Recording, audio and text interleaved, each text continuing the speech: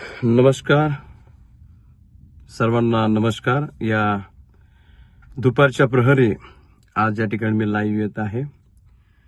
त्याचं कारण हे आहे की आज आपण पाहतो,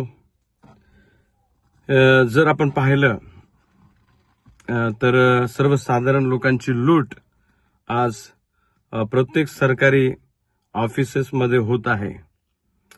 जो अनेक गोष्टी कानावर येतात. जे घरकुलाच्या बाबतीमध्ये आपण पाहतो, जर सर्वसाधारण जे घरकुल धारक आहेत, ज्यावेळेस ते पंचायत समितीमध्ये जातात त्यावेळेस त्यांच्याकडून पैसे उकळले जातात. एकतर भारत सरकार 1,35,000 रुपये त्या ठिकाणी घरकुल बांधण्यासाठी देतात. आणि त्याच्यामध्ये आपल्याला पाहतो आपण की आज महागाई किती झालेली आहे. त्या 1,35,000 मध्ये फाउंडेशन पण होत नाही. एक चांगलं घर जर त्या ठिकाणी बांधायचं असेल तर फाउंडेशनला पण तो पैसा पुरत नाही.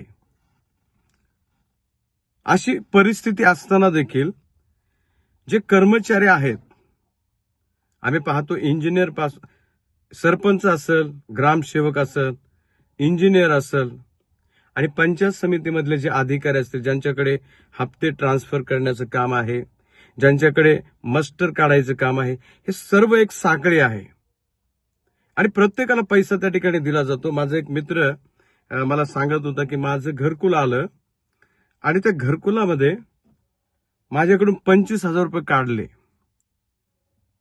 आणि त्या व्यक्तीला मी विचारले, अधिकारी त्या व्यक्तीला विचारलं, हे एवढे एकतर 35 मला मिळत आहे, त्यामधून 25 तुम्ही घेतात, हे कोणासाठी? ते सांगते ही साखळी आहे. आमक्याला तितके द्यायचे आहेत, त्या अधिकाऱ्याला तितके द्यायचे आहेत, इंजिनियर तितके आहे. आणि असं करून प्रियानो आज सर्वसाधारण नागरिकाची लूट होत आहे. स्कीम तर आहेत, परंतु स्कीमचा जो फायदा नागरिकांना व्हायला पाहिजे, त्याचा फायदा ज्या अधिकाऱ्यांना लाखो रुपयाची पगार आहे, लाखो रुपयाचे पगार असताना देखील त्या योजनेचे पैसे ते खातात. प्रत्येक मस्टरला 200 रुपये त्या ठिकाणी घेतले जातात. प्रत्येक हप्ता त्या ठिकाणी पाठवण्यासाठी 500 रुपये घेतले जातात. अशा प्रकारची लूट शासकीय कर्मचारी करत आहेत. आणि म्हणून जर कुणाला अशा प्रकारची परिस्थिती कोणासमोर आली तर निश्चितच तुम्ही मला कॉन्टॅक्ट करा. आम्ही तुमच्या बरोबर आहोत. आम्ही येऊ आणि त्या ठिकाणी पर्दाफाश करू. तलाट्याकडे गेलं 7-12 लावायला तर तलाठी सांगतो गट क्रमांक नाही आणि ते होत नाही. आणि मग एखाद्या प्लॉटिंगवाल्या ब्रोकरचा फोन आला, पैसे घे आणि करून दे, लगेच तलाठी काम करतो. ग्रामसेवक जो शासनाचा प्रतिनिधी म्हणून गावाची सेवा करण्यासाठी असतो, गावाचा तो जशा प्रकारे सरपंच त्याच्या अंडरमध्ये असतो, पण ग्रामसेवक काय म्हणतो, आज सरपंच माझा बॉस आहे. पहा, गावाचा बॉस कोण आहे?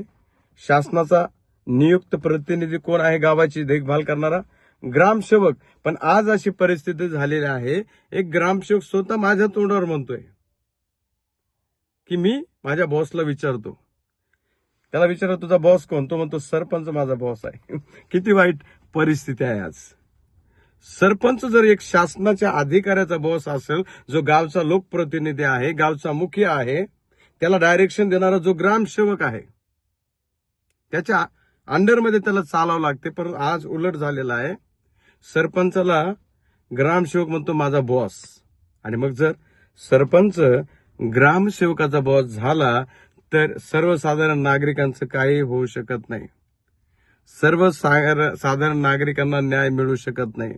कारण सरपंचामध्ये आणि गावच्या नागरिकांमध्ये न्याय मिळवून देण्याचं काम किंवा काही सुविधा आणण्याचं, स्कीम आणण्याचं काम, काय आपल्या गावामध्ये आलं, कोणत्या निधी आपल्या गावामध्ये आले, हे त्या ठिकाणी रिव्हील करण्याचं काम किंवा उघड करण्याचं काम, गावातल्या नागरिकांसमोर मांडण्याचं काम ग्रामसेवकाचं असतं. पण जर तोच ग्रामसेवक जर सरपंचाचा गुलाम झालेला असेल तर त्या गावाचा विकास वाऱ्यावर आहे.